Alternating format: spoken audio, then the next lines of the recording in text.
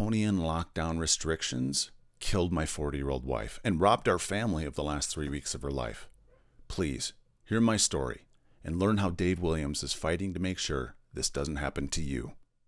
My name is Steve Ryder, and I'm the founder of the Never Alone Project. My wife dealt with health issues nearly our entire marriage, mainly lupus, rheumatoid arthritis, and then in 2014 she was diagnosed with pulmonary hypertension. So my wife was very high risk going into COVID, and right at the very beginning she thought she had it. So we got her tested.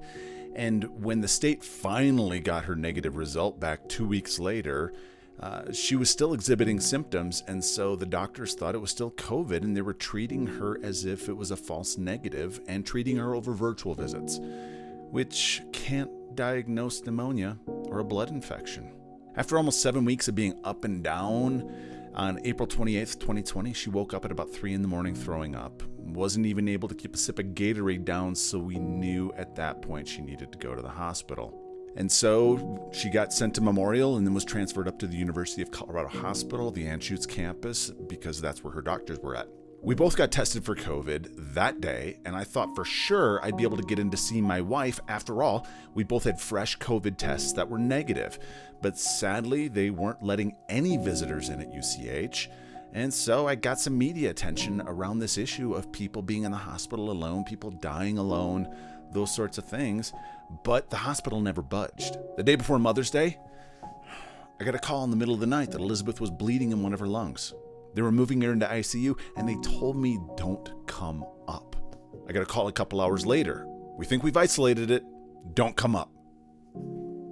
On Mother's Day, we had a FaceTime conversation, and Elizabeth was one that never got depressed, but on this one, I couldn't even get her to smile. I dipped into my bag of almost 20 years of tricks to get her to laugh, and when I couldn't, our conversation turned to, what if this is the one you don't come home from?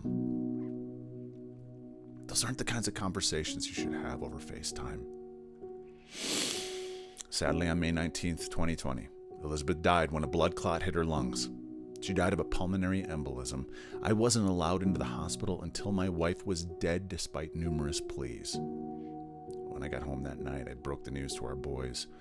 My oldest, who was 15 at the time, he just sat there on the couch.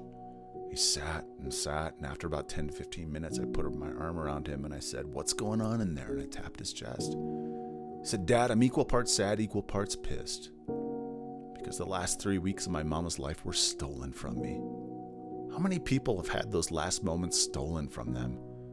How many people died as a consequence of the way in which we shut down? Why were we isolating people and dooming many of them to an early death?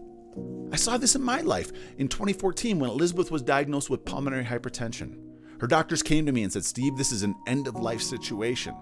But we were there 24/7 for 3 weeks, holding her hands, rubbing her feet, speaking words of life over her, praying over her, casting a vision for our future. I believe that brought her home. Was this the plan all along, to focus exclusively on protecting the doctors and nurses and staff at the expense of the individual?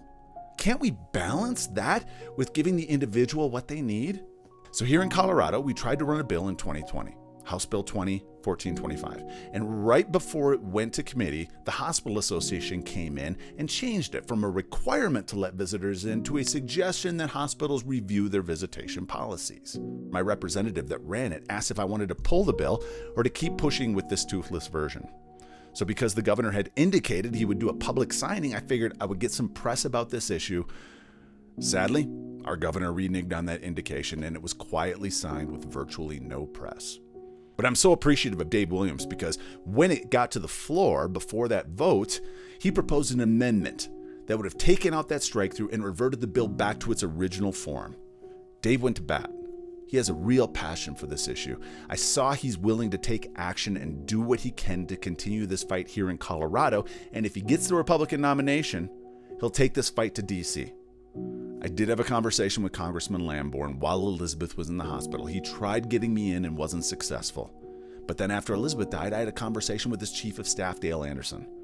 Dale had said, "We're going to look into this. We'll see if it's regulatory change or it needs to be legislation." I haven't heard anything from them since. No follow-up, no nothing. And really, honestly, if I look back at the last 16 years of Congressman Lamborn's tenure, I haven't seen him lead, nor have I seen him fight. I think our district right here, what we need is a leader and a fighter. And I've seen that from Dave Williams. I believe this district needs Dave Williams representing us in DC. So go to daveforcolorado.com, learn more there, sign up for his email list, and consider supporting. That's daveforcolorado.com.